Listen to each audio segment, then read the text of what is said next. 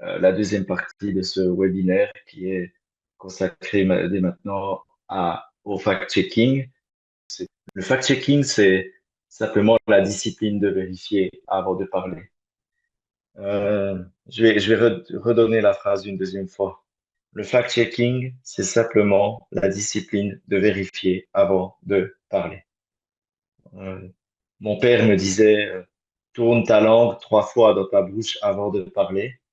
C'est peut-être lorsqu'on tourne sa langue dans sa bouche qu'on fait aller son cerveau et que l'on répond pas dans l'instantané.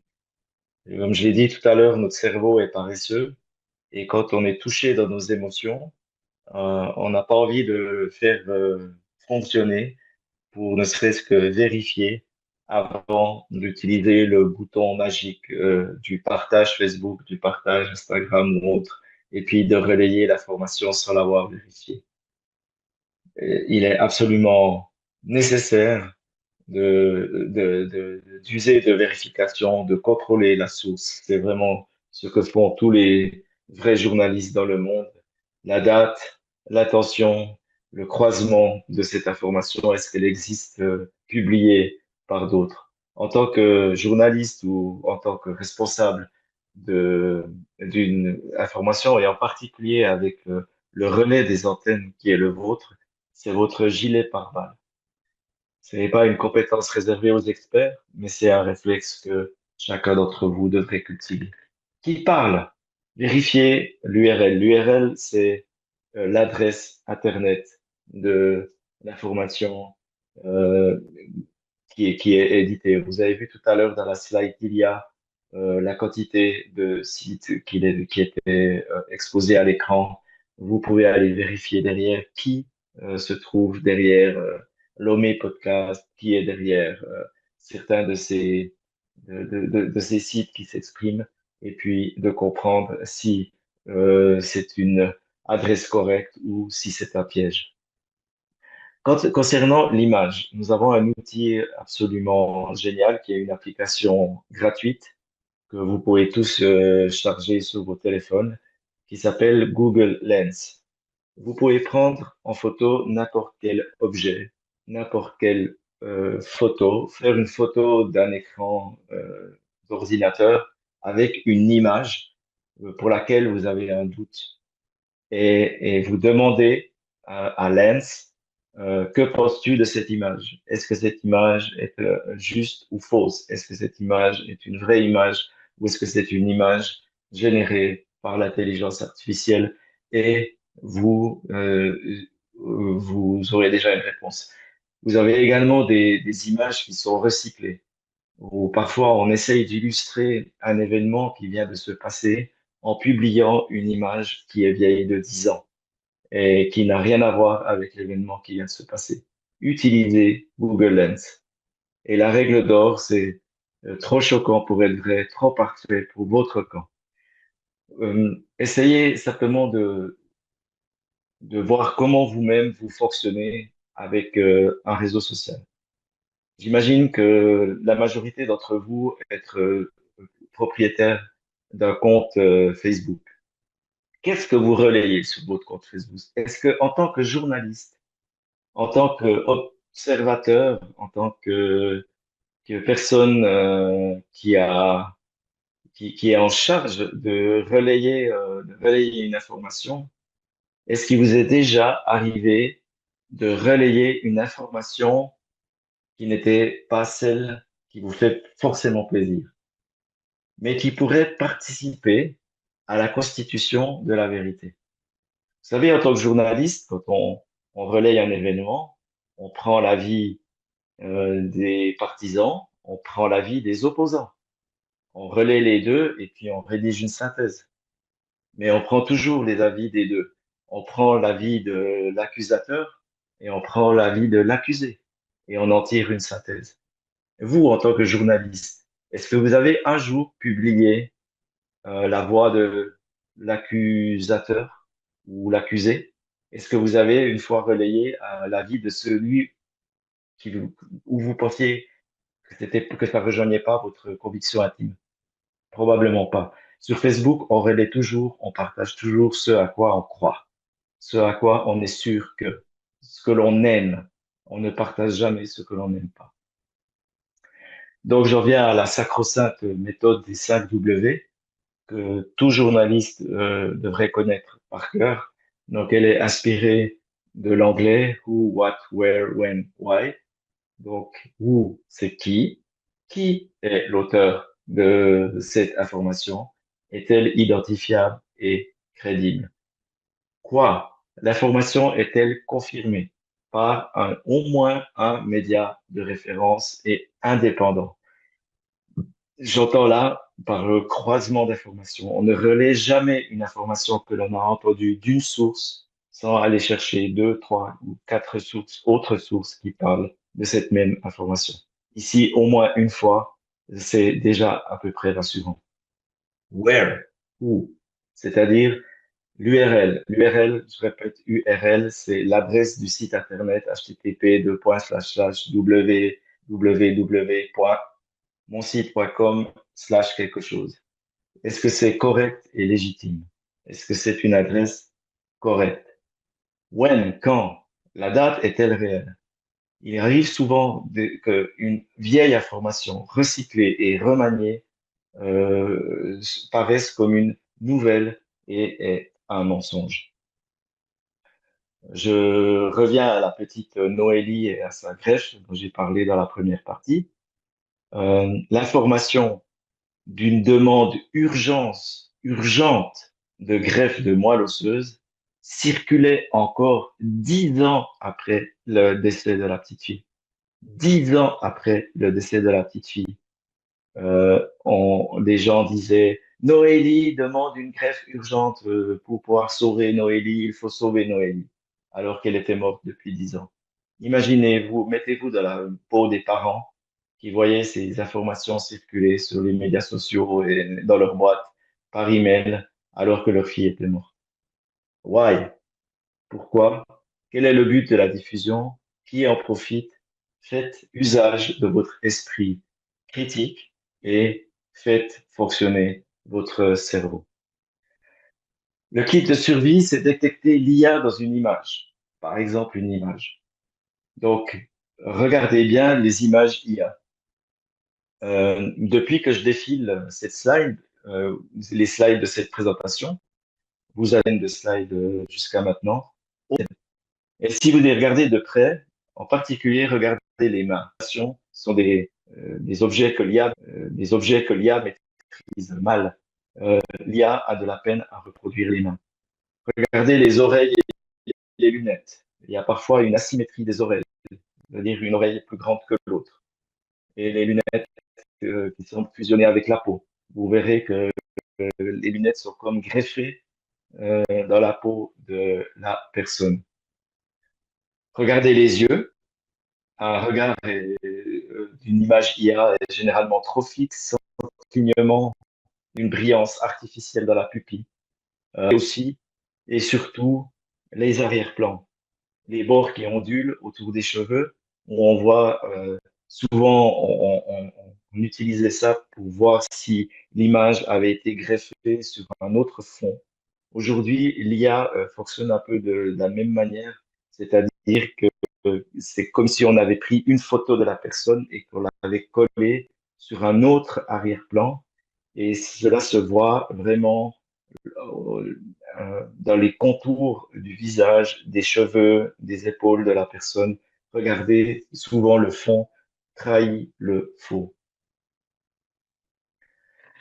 Vous pouvez détecter l'IA dans un audio.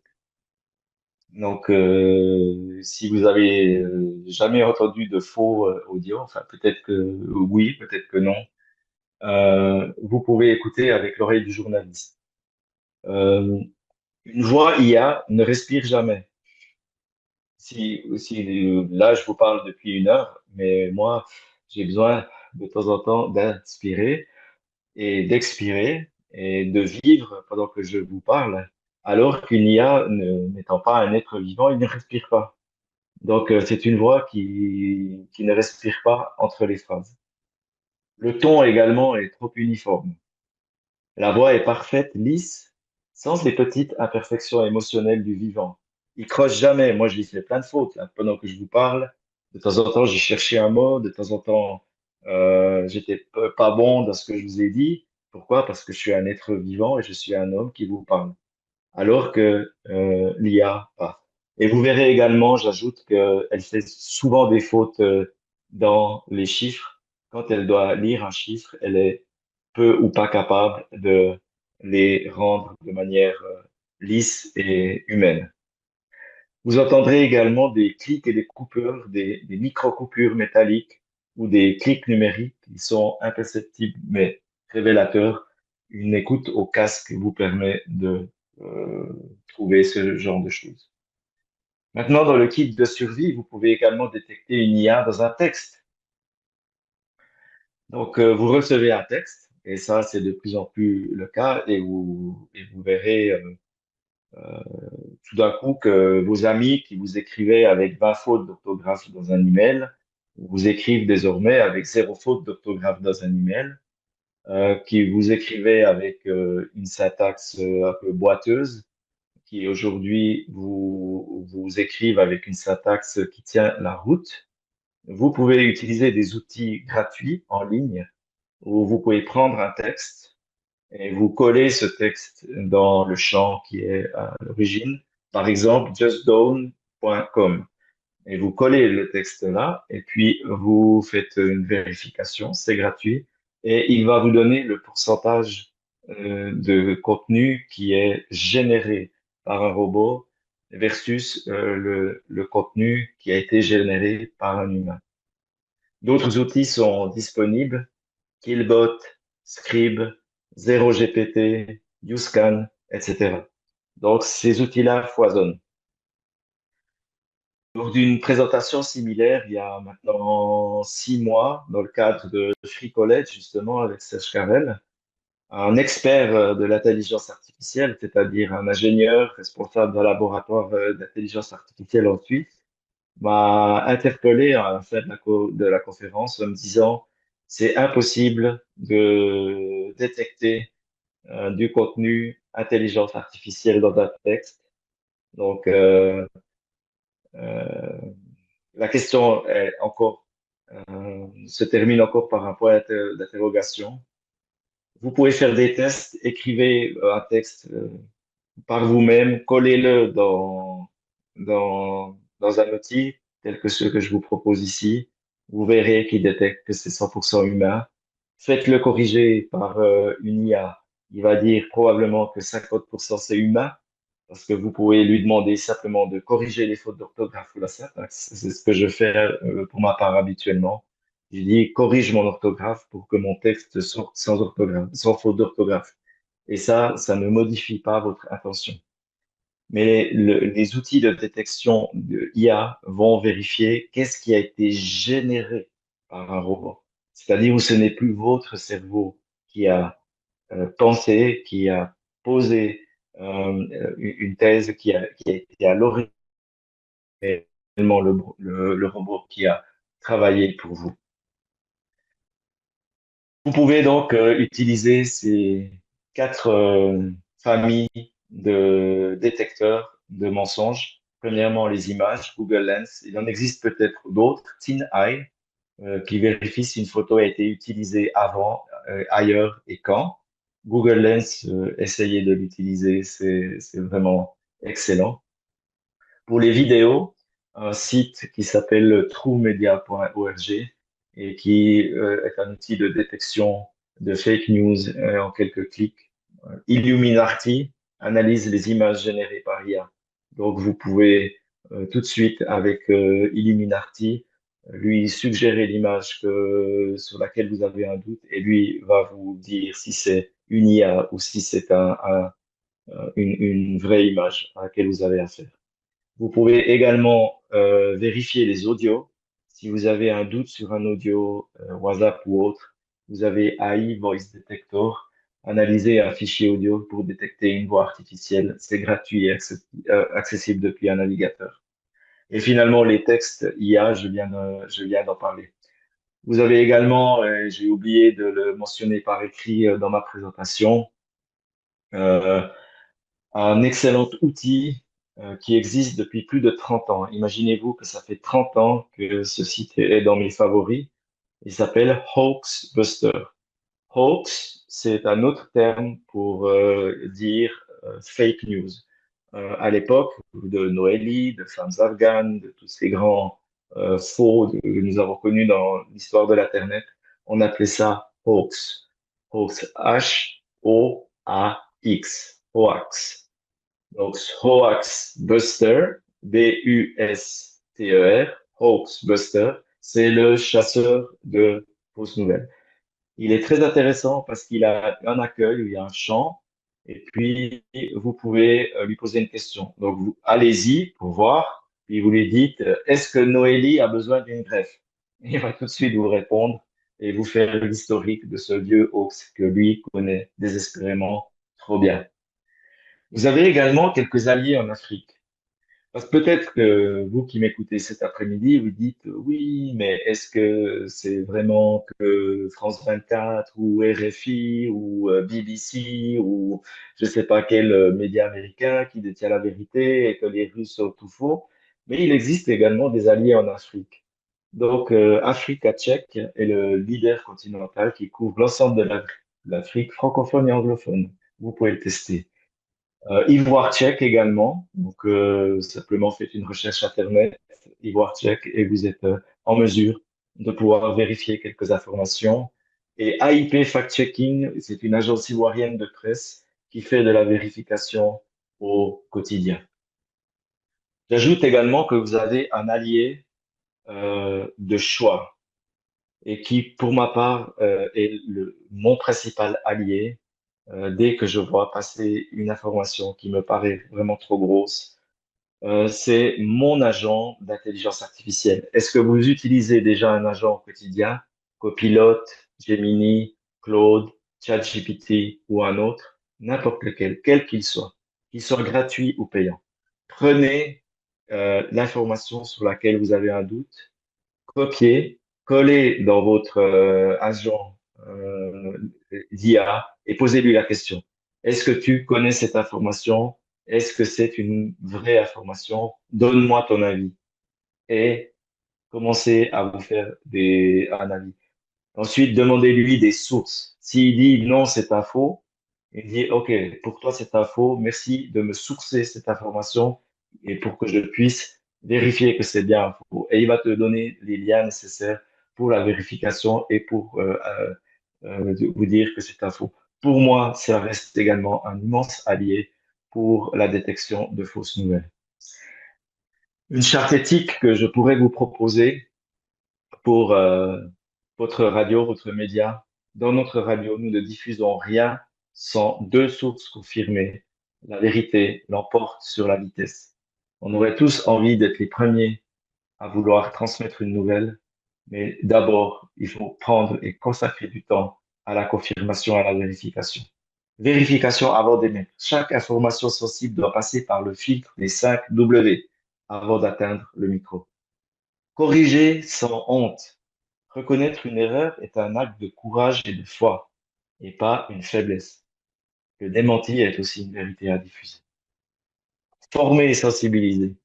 Actuellement, moi, c'est ce qui me motive le plus avec ce déferlement de fausses nouvelles, c'est de former, et bien de vous former aujourd'hui tel que nous le faisons. Et merci à Fomecaf pour l'organisation de ce webinaire. Partagez les outils de vérification avec vos équipes. Et la vigilance, c'est un effort collectif. Donc, n'hésitez pas, vous qui êtes alertés par les fausses informations, à former les gens autour de vous et à être de ceux qui relaient la vérité.